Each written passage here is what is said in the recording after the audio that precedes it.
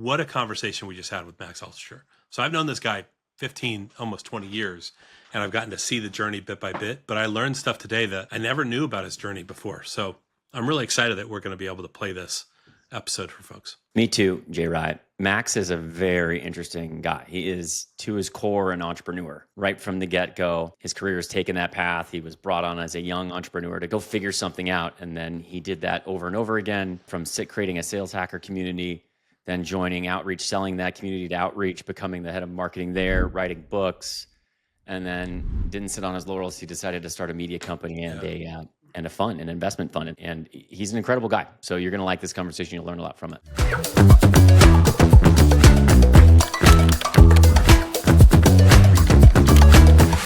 So thanks for joining us, man. Appreciate you. Let's start at what story you tell, what story you don't tell, because you actually started your journey by telling stories. Yep. Right? When we met forever ago, was that 20 years ago yet? It was about probably 15 at least. 15-ish, yeah.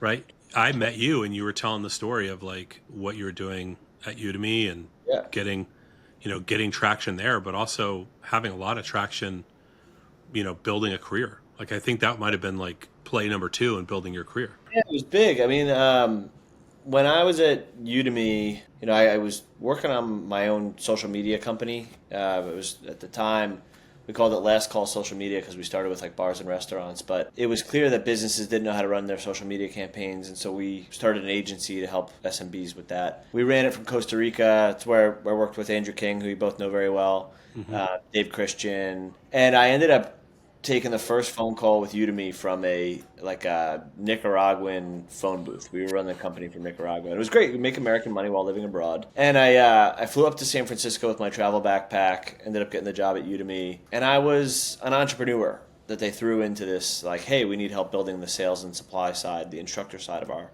online education platform. And they hired me because of my entrepreneurial background. They basically needed like a founder of that side of the business, two-sided marketplace, somebody who was going to test and try everything, and figure it out. And so that's exactly what I did. We got really hacky with everything. Like there was no playbook on how to go and scale this fast. So we used virtual assistants in the Philippines that were typically made to be like executive assistants. We turned them into SDRs. I had Google Docs full of if-then statements that were basically like call scripts. And then I had early sales engagement software like ToutApp that we used. I ended up being plastered all over that website because like we were probably the leading user of ToutApp at that time. It had to be. Yeah, we were essentially like AI SDRing it without the AI. I mean, it was just automated the whole thing, right? So it was actually really cool what we put together. And I wanted to share because I knew that there were other companies having this problem because our founders and VCs would get asked all the time like what we were doing to grow so fast, and they'd put those people in touch with me, and then we'd have a conversation and realize there was an appetite for it. So I started to write as much as I possibly could about it and just document my own processes. I didn't post it externally.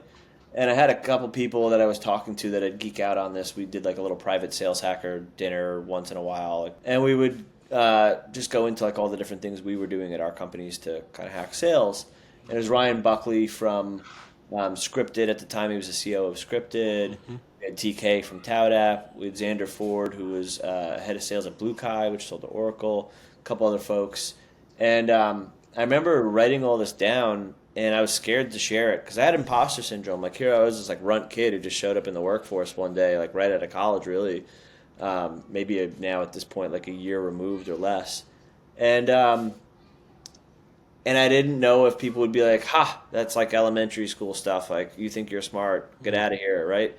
And somebody in my network, Alex McClafferty, who I haven't spoken to in a very long time, but I still remember him, said to me like, "Hey, if it helps one person, it was worth it." And so I said, "All right, I will post this." And I had a blog called Max Talks Hacks. And I posted like 4 different articles on like all the stuff that we were doing using Phantom.js to scrape these websites and leveraging ToutApp and leveraging these virtual assistants and the scripts and all that kind of stuff. And turned out there was like an audience for it. And it was really interesting to be able to like share what I was doing, but also then like crowdsourcing information from my friends who were doing things and then, write about that. And that led to like the platform Sales Hacker, which was not just my personal sales hacks, but like also I got my hands on the best stuff that I could find that anybody was doing and was willing to share with the world, and helping, put other people on a pedestal. And like, you know, J. Rye, you were, we probably had early articles and things like that from you and your team. I mean, JM and the rest of the team over there was doing some really great stuff at AdRoll. So that's how I started writing and posting and sharing. And I was fortunate enough to get an advanced copy of Career Hacking. And although I've known you forever, that was the first time you and I ever talked, which is funny because we didn't really talk, but like that was the first time I really understood how much of our stories were similar around not being served well by school. Yeah. And the jump to I'm going to start writing, even though I'm overcoming all of these challenges that I had. Writing is what you get good at school, right? And guys like you and me that aren't served well in school often have writing as an Achilles heel. Well, it's funny. It's a business writing you get good at in school, like writing for the English language maybe, but writing for we talk on LinkedIn, writing for social media, writing for business emails is very different. That's not from than school. Writing for academia, writing for research reports, writing for book reports. But how many times did you throw all of your weight behind, finally I'm going to write an essay, or I'm going to write this thing? And for me, it was, in high school trying to finally put the energy I needed to put into and writing whatever that teacher had asked for. Yeah. And got it back, and it was just total trash because the infrastructure of being good at school was never there for me. Yeah. So I felt like that for me rolls into my imposter syndrome. They don't really teach the things that matter. Like, I think creative writing matters a lot. So it's like if I were a teacher, I'd probably just say like, all right, like go make up a story, any story, and wow me with that. Like, I don't care how long it is. Like, it's just like get creative. Second thing is structured thinking. So like that was something I had to learn from scratch at Udemy when I was writing cold emails. Like, how do I think in a structured manner where I get my point across to somebody on the other side? And now, like when I look at a cold email, it's like it's so obvious. It's like, salutations. Here's a little bit about the problems that you're having, that I found that you're having from doing a little bit of research on your company. Here's a little bit about how my company helps companies like your company solve those problems. When can we find time? Here's some. Here's a example of a couple times that are available. Hope to connect soon, right? Like that. Now that structure is just so obvious. But like when you're the first person sitting down to write a cold email from scratch and never was taught how to do that, like that's not that obvious. Like those tried and true things. And then I think the third thing is there's like I think it's like attributed to a French philosopher, but like, sorry, this email is so long, I didn't have time to make it shorter, is like a famous expression. Yeah. That's definitely another project I would assign if I were a teacher in grade school. That's like, all right, I want 1,000-word paper on X, Y, and Z. The second they hand it in, you slide it back to them. Now make it 500. But keep yeah, exactly. Now make it 250. Now make it 100. Like, can you cut? Can you do that exercise? But I'll tell you, in like the biggest deal in my life, which was selling Sales Hacker to Outreach, 8-figure deal from me personally, not just something I get commission on. Like, I had a ton of emails to them in that process that were like, hey, here's how I'm thinking about this thing. And I think those things got the deal done. Like, they saved me. Max, I'm interested in like, how did you fucking do it? Like, you're just a kid and you have to start thinking about these emails, but you didn't even know to think about structured thinking. You have to be what I consider like a lifelong learner. I think, like, genuinely interested in the topic at hand. And so I, as a salesperson, am coin operated, but like motivated in general by the learnings and what that's going to get me long term, which is freedom, wealth, like everything ladders up to that. And so I've always been like, okay, well, if I learn this, then it's going to give me another weapon to use to win the battle, right? Like, so I've always just kind of approached all these different things with like, okay, cool, like what's the learning here? Every time I fail, what are the learnings here? Before we got on here, we were talking about some of the things I posted recently on LinkedIn, and one of them was my health scare that I had earlier this year. To me, that was like similar to somebody failing, where it's like, if I don't take a learning or a few away from this, then this was completely wasted. Like, I just got sick and it was bad, and then like life resumed. I didn't get anything out of it, right? So like there's always the learnings you can take away from these things, and I think like that's super important to take extreme ownership on every situation. So when I'm put in a situation where like I don't know how to do something, you could just lay down and like not figure it out, and like where's that going to get you in life? Or you could just you strap in and say, all right, well I'm going to figure this thing out. And I had great support from the co-founders of Udemy who brought me in and knew I was raw, but like could figure it out, and that they were getting somebody who would figure it out over time, but like knew that I was junior.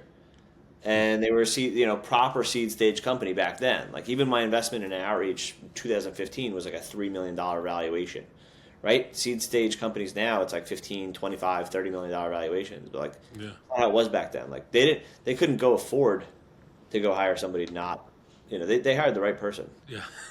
Well, it's something like when you're in a hole like that, like this is what made AdRoll great too, is that we started off in a giant hole. I don't know if you ever knew this part of their story, is that they got a check for like a $4 million Series A from Peter Thiel. Mm-hmm. And Lehman Brothers crashed the next day. And they said, nope, we can't spend any money. And so it took them about a year before I showed up. And then Job and King showed up about a year after that. So in 2010, they were just barely at we can test sales. Yeah. And they were and testing sales was a $30,000 base salary. It costs way more than test sales now. Maybe with AI, things are going to come back into even. But like we spent a lot of years not being able to test sales as cheap as they were able to do with my sales class, which was 5 of us coming in at like let's see what happens, and see how long you stay before we have to fire you. And then unfortunately for them, 4 of us worked out of a sales class of 5, and they realized that 5 people, 5 very different backgrounds, only 1 didn't work. And so we scaled the shit out of that, and we had 300 reps when I was running sales training 4 years later. You got to take chances on people, and it's less about can they do all of the job, and more about like, hey, can they learn, be extremely committed, have a high sense of urgency, and be able to learn all the things on the job. As you go. I mean, funny story about Andrew King. He was, I think he was like the 40th employee or something like that, if I remember correctly. Yeah, 40, 50, something like that. Yeah. And I'm like, what are you going to do there? And he's like, I'm applying to be a product manager. I'm like, you don't know anything about that. You ever done that before? Like you could be like, you are a project manager in our business, but that's not product. And he's like, no.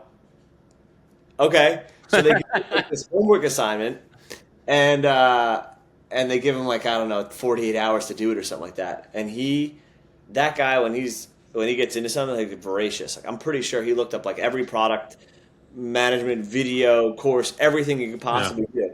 And he goes in there and they ask him to do like a whiteboard session on it, turn in the homework session, and I'm pretty sure they were like, okay, this is all wrong, but the amount of work that you did, the commitment level that you showed to like try to figure this out, we just come here, work here, and like we'll figure out the rest. And then he got the hang of it. Now he's probably one of the better ones that I know. I mean, he's great. I remember him being there at like 9 p.m. at AdRoll, and when I first showed up, and I was lingering. I wasn't getting as much done. I was more lingering.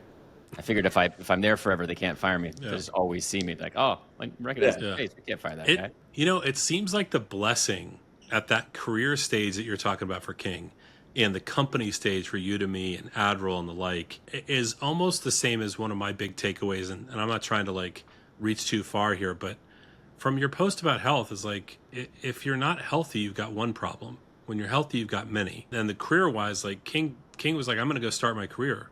He's got one thing to focus on, is how do I understand product? For you, how do I understand like what a real sales job is, as opposed to, I mean, you'd had a lot of hustling jobs, but the bridge from hustler to person who's running an organized sales process, same thing. You're blessed with having one thing to focus on. I think some of the reasons I'm not more successful is things are going so well that I've got too many things to focus on, and I'll just go and dabble too much. And maybe if I had been given the gift of one problem, things might be different. Yeah, there's a fair amount of luck and other things that go into it. I made this mistake in my career. I think I worked too long on Sales Hacker. Knowing that it wasn't going to be like a gigantic business. It's like every minute I spend on this is wasted. Like, why don't I just go join somebody else or merge it into a different business? Like, isn't Sales Hacker how you had deal flow to start angel investing? Yeah, which was great. I made money there, but like I probably should have sold it to Manny at Outreach 2 years earlier.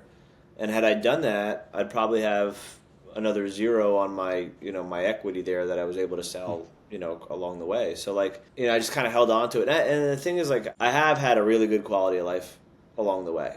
Like I was traveling and remote for Sales Hacker and got to go to some beautiful places and do some amazing things. And like I had a great cash flowing business. And so Working at Outreach, how did you time that to leave Outreach to do GTMfund? Like, too long, too little? Did you learn enough? Not too long, enough?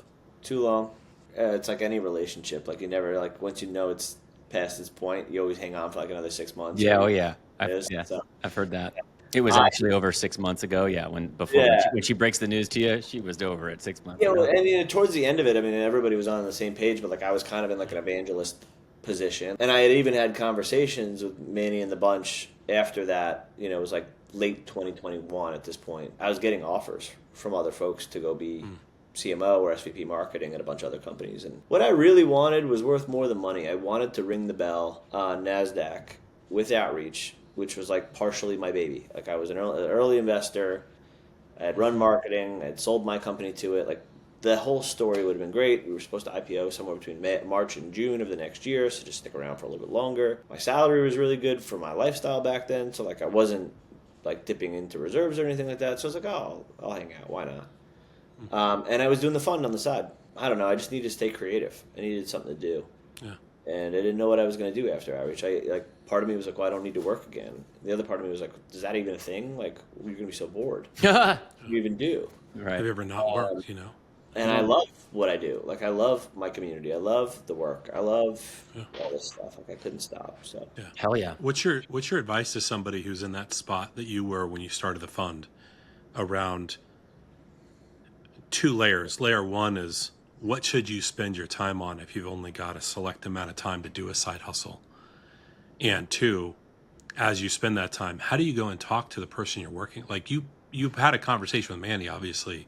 Hey, I'm going to do this because you launched, you talked about it. People knew you were doing it. People wondered, do you still work at Outreach? Like the community was asking the question of like, what is Max even doing? well, I think two things. One, it has to be accretive to your day job. So mine was very accretive to my day job. And when I, mentioned it to our CEO, CRO, CFO, it was like, I'm going to build relationships with GTM leaders who are our customers at Outreach on a different vector. And with those relationships, as those strengthen, I will be able to leverage those for deals at Outreach. I think the proof is in the pudding with Sales Hacker. Like I never really cross that wall in organically. Even with Sales Hacker, when we sold it to Outreach, I had two different CRMs and only the Sales Hacker team had access to the Sales Hacker CRM. So people had to opt into wanting to hear about Outreach for me to get involved. But if I'm running a fund in a community and I become really good friends with, Lars Nilsson or Dennis Leandris or any of these people, and they're at any point ever thinking like, maybe I should leave, Outreach and go to a competitor, or maybe, I'm in a deal cycle and I'm picking between Outreach and a competitor. Like I now have a relationship with that person that I can say like, hey, oh, by the way, I see that you're talking to my team over here. Like I'm here to be a resource for you if you want to take me up on that. And I think that's a very strong position to be in. I think that is key if you're going to have a side hustle and like do both jobs very well. I would only really do something on the side that had material upside. And around that time, I saw people doing like Patreon communities. Yeah. It's like, I'm going to charge people $150 a year and they're going to get, my course or whatever. It's not worth my time. Like that's ridiculous. And like cheapens the brand and all those things. Like I personally, I'd say frowned upon that stuff. I didn't understand why anybody would devalue their wisdom and their time and all that kind of thing. Like for me and Scott Barker were actually thinking like, could we put together something that would be like $3,000 a year and be for sellers, like up and coming reps, and like not compete with Pavilion or any of that kind of stuff, like be completely different. That didn't get off the ground. We were going to do some like $3,000 based, whatever. We abandoned that. And then like 3 months later, I found out that AngelList came out with rolling funds, and I got access to it through one of my early investments into a company called On Deck. And I chased that down the rabbit hole, decided to spin that up, and like a month into that, said to Scott, like, hey, come do this with me. This will be your big one. So brought him in, and we did that, and then in August we were full time. So you had a lot of people recruiting you to go do marketing leadership roles, but you also had to have a lot of people trying to recruit you into their funds. Because I only know about one of them. I know that Marvin at 500 really wanted you to do SaaS funds at 500. And yeah, there's a lot of, good and bad about the 500 world. Were there others? I feel like there had to be others. Yes, but even working at Outreach, it's very hard for me to be like an employee for other people. I'm a founder. I'm an entrepreneur through and through. Like, I kind of want to run my shop, want to run things the way I run it. And even working in another fund at that point, where I'm like seriously saying like, well, do I even need to work again? The money won't add up. So it's like, well, where do I go here? What do I do with this? The first iteration of GTMfund, when it was a rolling fund, it was just like a fun thing to do. Like, I didn't necessarily know if I was going to continue to do it. And then I sat down and looked at my life as a whole and was like, well, I got a pretty great quality of life. I really enjoy working with founders. I really enjoy this community. The upside is nice. I'm coin operator at the end of the day. Like, I don't really care about management fees. Like, yeah, it pays the bills and stuff like that. But like, for me, it's carry. We have to make money, and it's a lot of fun. So I was like, all right, I'm in. I'm all in. And what's the percent breakdown between people who are operators or former operators in sales and marketing leadership roles and institutional? 18 to 20-ish of the 54 is from operators. Okay, so you got a good chunk of folks who are outside. How do you talk to them about the value of having the operators you do? Because they don't bring necessarily that operator experience, even though a lot of investors all say they were operators. Most funds don't have what we have, and even the ones that kind of say they aren't really good at engaging the community, and that's like the key piece. But we have 350 plus LPs that are all VP, C-level sales, marketing, customer success leaders from the fastest growing companies on the planet. Snowflake, Datadog, Procore, OpenAI, Rippling, you name it. And every one of those LPs acts as a node for deal flow, diligence, and portfolio company support, whether that's candidate placement or, helping with go-to-market advice. The crux of what we do even beyond that, I think where we get like the 1 + 1 = 3 of our entire business is not only are we able to use those LPs for all those different parts of our business, but we're former operators. And so we built scalable infrastructure that allows us to tap that network in a really unique and meaningful way to support those portfolio companies and drive kind of investment. I don't think anybody's really nailed that piece. One example of this is we recently came out with our own proprietary kind of a tool, you can call it, but it's like a GPT for our fund. It's called XVAL, short for exponential value, because that's what we get from it, from our user base, our customer base, and our community. So we can type into this GPT, this LLM that we built, show me everything we have on sales compensation planning. And it'll go in and query all of our media assets, our own internal preference card form, which is our Airtable for all of our LPs, so we know exactly like what they're experts in, what their job is, et cetera, et cetera. It'll query our GTM advice Slack channel and a couple other things we have it set up for. And it'll return a dossier of like, here's the 26 LPs that have self-selected that they have expertise in sales compensation planning, and a little bit about each of them. And then here are all the media assets, title of the blog post, et cetera, title of the podcast, et cetera, and a link out to them. And so we can copy and paste that in, send it in an email to our founders. So if we have a portfolio company that wants that information, in 1 second, they get a little menu of everything.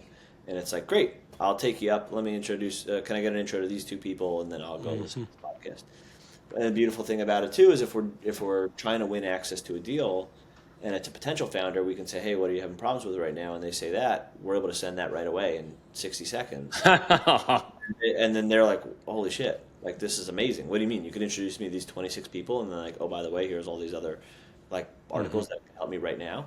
And that's on every topic in go-to-market. So like that never tires. It's not like everyone is asking for sales compensation planning. Like one company might ask for sales compensation planning, the other company might ask for help building their B2B customer community. We have the people who built the Atlassian community from scratch, the Salesforce community from scratch, the Gong community from scratch. Like, we've got heavy hitters in every area that have like unique expertise, and we're able to tap them very quickly. And I think the other thing that we have in our audience that's really unique is like they're super engaged. What we didn't want to do was go bring in like some SVP from Sun Microsystems and then like pretend that like we're going to put this person on a phone with a founder that's like operating right now and that they're actually going to be useful. Yeah.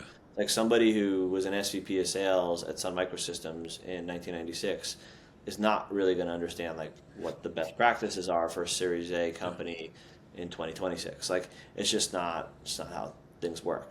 I would rather personally as a founder speak to like the senior director of RevOps at Snowflake than the SVP of sales from Sun Microsystems. Because the SVP or the senior director at Snowflake is going to be geeking out on Clay and Operator and a bunch of these other things that like, and they're going to know exactly what the tech stack is and how everything works and like all that, right? Like that's where you get really good information, really relevant. And they're probably going to have some pricing information so that when you try to go, and work with a Clay or something like that, you already have perspective on what it's going to cost, how to actually do it. Is it worth investing in? Yeah. A lot of those second or third layers that you're just not going to have if you're not doing it today. Yeah. Sorry to the Sun Microsystems SVPs out there. Because you've said that before. Yeah. Is Sun Microsystems still here? Are you still alive? They're still kicking. They're LPs in other funds. Your story is essentially you're the content king in go-to-market. What's your advice to your founders that you've invested in on what they should do for media? Should they be blogging? Should they be doing videos? Should they be doing courses? What do you want to see your founders doing? I'm advising Manny at Paid as like a kind of interim head of marketing. So I've got that team humming. That seems like that is straight founder brand playbook. Let's do podcasting. Let's get the story out there. His guest blog posts are fire. Yep. It's a category creation playbook. We're doing a lot around that category. We're doing a lot. We're mixing up long form content that's like how-tos with short form content that's transcribed podcasts, things like that. He's got the podcast humming. He's had a good LinkedIn game for a long time. Now it's a different audience. He's got to move his audience from salespeople to developers, and so like working on all sorts of different ways to do that. Yeah, we did a video session with Manny a couple weeks ago, and he is so fire in that he's thought through how to explain the argument very succinctly. A lot of the stuff you're talking about. Yeah, that's great. He's a second timer, knows what he's doing. What are the other differences between first time founders and second time founders? Because you've backed a few second time founders now. Is that a demarcation for you the way it is for us, the difference between first and second time, or no? So I wouldn't say like, oh, second time founder, here's a check. It's like, oh, second time founder, like, let's talk about your previous experience. What are you not going to do again? What are you definitely going to do again? How did it work out for them? Like, I think outreach is in a tough place right now, but at one point it was worth $4.5 billion. Like, it was successful in every way. Yeah. And I think a lot of us did sell a bunch of stock at that valuation. So like wherever it ends up exiting, like I don't think you can call that, him unsuccessful with that business. I was telling somebody about my experience advising Envision app, and it was a Series B founder who'd raised some money, and he kind of laughed that I use Envision as an example. And I was like, they sold to every one of the Fortune 500 companies, and they were worth $2 billion and had raised from everybody and their brother. Like they were really ahead of its time compared to Figma, and sometimes you lose the last round. I would take somebody who got to 100 million or 50 million in revenue, but then like it didn't end up working out over somebody who's like never done it before. Probably if I'm just those things, because at least they've seen it. They know what mistakes they made, what mistakes not to make next time. Yeah. It's not easy, otherwise everybody would do it, right? Yeah. 200 million in revenue it's hard work. Hard as a moat. I liked your post about that. I got a question, Max. Do you have a founder that's like your favorite or a type? I like people who are absolute machines. I mean, Manny is a good example of it. Like they're always on. They're always thinking about their business. You hear it so often from a lot of the people in our portfolio, and I'll go some of the ones that are like a little bit further along just because they've gotten more time to hear it and the company's gotten bigger. But like May Habib from Writer, I mean, you talk to anybody from her team, and it's like she's got 3 EAs. She's always on. She's like always on a plane, always wherever she needs to be, and then she's still somehow like the first person to respond to an email, like on a thread of everybody, right? Like that type of stuff. Adam Guild at Owner is another one who's just like absolute machine. We placed the CRO there, Kyle Norton. They're crushing it, but like Kyle, like even we invested before Kyle got there, and we set that up. But like even hearing the story still from Kyle, it's like wow, like this person's just an absolute animal. It's a machine. It's just like they're always on, always thinking about the business, and that's what it takes. We spent some time with Kyle. I was super impressed with him too. So it seems like finds like in that regard, and that's what it takes. And like some people can do it multiple times in their career, just back to back to back, and it is what it is. And some others, it's like okay, you sign up for one of those, and if it works, great, you're made, forever. And if it doesn't, you go back into like corporate and hide for a year or two, and then you go and try it again, right? Like you can find those. But I think there are people like Manny who like they wouldn't have it any other way at this point. Like it's just. It sounds like you are in that bucket too, Max. It seems like you wouldn't have it any other way either. You could go off and fish. I'm cushy. My job's cushy now. I mean, listen, it's still stressful and it's still hard work and all those other things. But like to even for 1 second compare it to the life of a founder, it's just of a software company. Our founders that we invest in, it's just like I could never make that comparison. You're a humble man. Yeah, it's not. It's the difference between being Bob Kraft and Tom Brady. Like, I'm in a really nice warm box. It's all good, He's down there on the field in the snow, getting smashed by 350-pound linebacker, whatever. Like just different. For sure. All right, one question about bringing it back to you're still prolific. You still post a lot. What gets you to continue to post today? Why are you still doing it? Yeah, honestly, it's not as easy as it once was. It was way more of like in like a routine of my day to day. Like I don't think I ever like pre-planned that much. It was just kind of came naturally. Now it just feels like the biggest thing is the platform changed quite a bit. Like I feel like it was a lot more authentic at one point, and then we went through this like weird 2021, 2022 phase, and like the weirdest stuff started to get like prioritization on the timeline, and it's just like if you didn't start a post with "I cried today," like it was just weird. It was just like turned me off completely to it. And then even now, you're starting to see a lot of the AI engagement stuff, and so I stopped. I don't think I've ever really optimized for likes and comments. In fact, I think that it was the inverse. Like when things got likes and comments, you knew what resonated with your audience and you can double down on content in that direction. But that ended up taking, I think, the broader LinkedIn community in like a weird direction. For me, it was how I wrote career hacking. Like when I was writing in 2017 on the newsfeed, I had a Google Doc that I would copy and paste what I wrote. I wouldn't write it in the Google Doc and then put it on LinkedIn. I would write it on LinkedIn.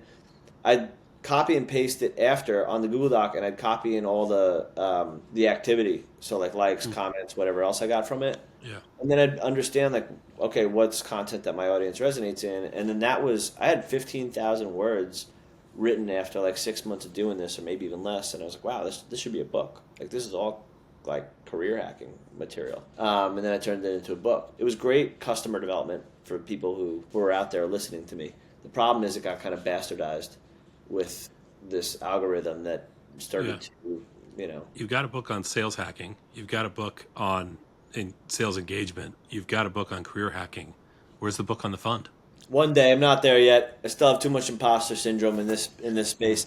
And there, this is a far more regulated thing that I'm doing now. So sharing too much it certainly gets tougher. But yeah, investors do have different fiduciary duties, and like sharing the authentic stuff, which is what gets engagement, the crying stuff, or at least the hardship stuff of building a company. Shit's hard, so sharing the real hard stuff that you're encountering, that gets great engagement. There are some that are really good at the Twitter game. I don't think many are really good at the LinkedIn game. Who do you like? Who's your favorite on LinkedIn? Tomas Tunguz, Jason Lemkin. I'd say like the usual suspects are are really good and have been really good for a long time. There's a couple really good ones on Twitter, Nicole Wishoff and I think Megan from Altimeter, and there's a few others. But yeah, Twitter's tough for me because you kind of have to be like so in your phone all the time. Like, ooh, a thought, let me write that. Like, it's just, that's insane. Yeah. LinkedIn's like, oh, I'll write this thing, I'll post it, and then I'll check back in. I don't know, maybe in 6 hours and respond to a couple comments, but like you move on with your day, right? Well, thanks for spending the time with us. This is great. This is a short little masterclass on some of the things we've been, wondering about from your perspective, which has been awesome. So thank you. Yeah, thanks for having me, guys. It's always a great chatting with you.